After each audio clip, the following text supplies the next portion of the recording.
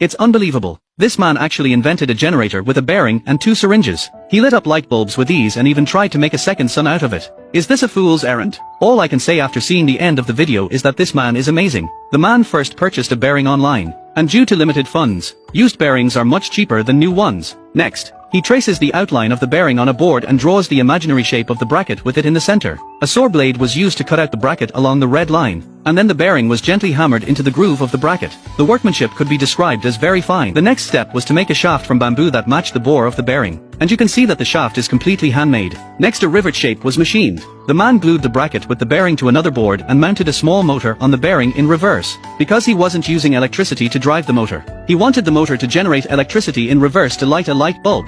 The man had prepared 2 clean syringes and 4 button magnets, which were obviously a little antique as well. When it comes to utilizing waste, Indians are really good. He glued the magnets to the syringes in the same direction to achieve the effect of peer repulsion. Then he removed 2 magnet rings from the old radio and glued them to the syringe with 502 glue. Now put the pusher into the syringe to see the effect. When the pusher is near the bottom, the magnetic force of the magnet repulsion pops the pusher back. Take 2 yogurt straws, cut them to 2 centimeters long and glue them to one end of the pusher with hot melt glue and make 2 simple springs out of bicycle strips. Next it was time to start assembling. First connecting the syringe to the bearing with a simple spring bar, then fixing the syringe to the bracket with hot melt glue, so that when the bearing rotates it will drive the actuator to make a piston